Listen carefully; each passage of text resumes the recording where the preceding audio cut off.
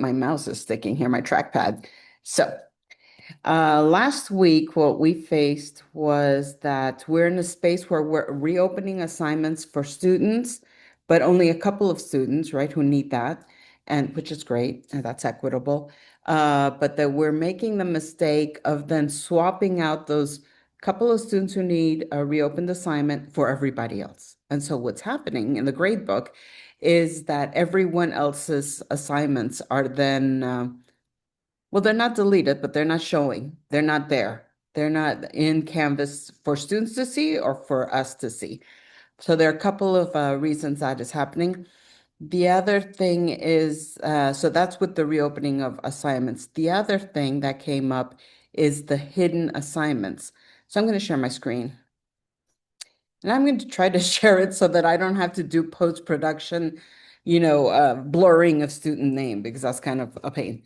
But so for example here, first of all, I move my totals next to the name of the student because in that way I can clearly see student name and the totals.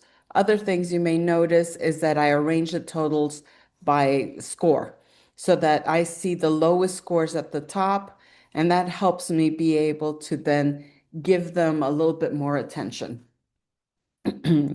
Here you'll see with the notes, which I've enabled and placed right next to the totals. Well, actually, do I have a choice? I don't think I have a choice where the notes go. They just automatically go by the student name. And if I put the totals in this column, then that means that the notes come next to the total, which is great. Here I have made a notation of DSPS extended test time. I do that as soon as I get that email, either with the paperwork or from DSPS office, letting me know that there's a student who has extended time. I can't often, as soon as I get the email, jump in and give that student the extended time on all assignments. But if I place a note here, which takes about a minute, let's say, then later on when I have a little bit of time to breathe, I can go and do that. And typically it's before the first quiz. So here, reopen all assignments.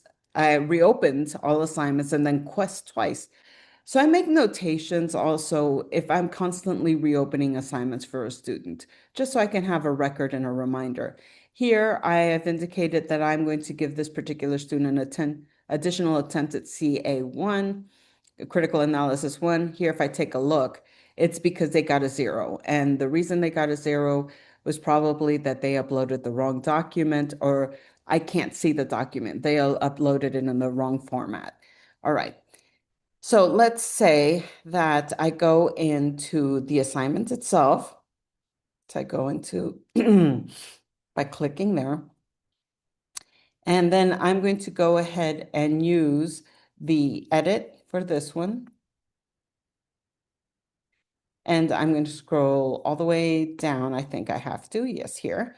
Then you can see here that this is where I go ahead and add the students who get the extension. You'll note that, and there's quite a bit, that when I do that, I hit the plus button at the bottom that says assign to students. If I don't do that, if I just go here to the top and plug in those students, that means that everybody else won't be able to see their scores that they received. It also means I can't see those scores because now the only people who count will be those students who got the extension. So what we do is we scroll all the way to the bottom, and I'll just have to, I don't know how I'm going to do this to blur out. But let's go ahead and we click the assign to, we type in the student's name. I give them the same exact due date because then when I copy this assignment to the next semester, it will stay, more or less with the due dates. If I give them a different due date, then it sort of messes up my assignments when I move over. The other thing is that giving the same due date is a reminder to me that I've already reopened the assignment for someone, right? Now, what changes here is going to be the until date. I always put in until date. I never leave this blank because that means that even after I post grades, students still have access to the course. So they can take a look at content, review their scores and feedback, which is great. The only thing is that if we leave something without closing the until date, it means they can still submit assignments. And by then I've already posted grades. So once I post grades, I take that very serious.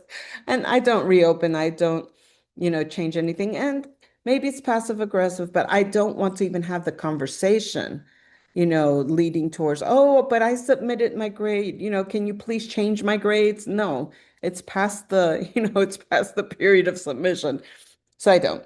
Here, so let me go ahead and type in the extension, which will probably be after spring break. And let's see, how about here? The 18th. I always keep everything at 10 p.m. because I want to be in bed by then. So there. And then I go ahead and save. So, okay, if we hadn't done it this way, by giving this assigned to additional thing, what would have happened is that we would have seen it all blanked out. Let's go back to, let me see if I can from here. I think that you probably didn't hear any of this. So I'm probably going to just go ahead and scratch this. There's a lot of great stuff that I was sharing. I don't know. We'll check to see if any of the sound came through. All right, so here we go. I'm going to go to the gear.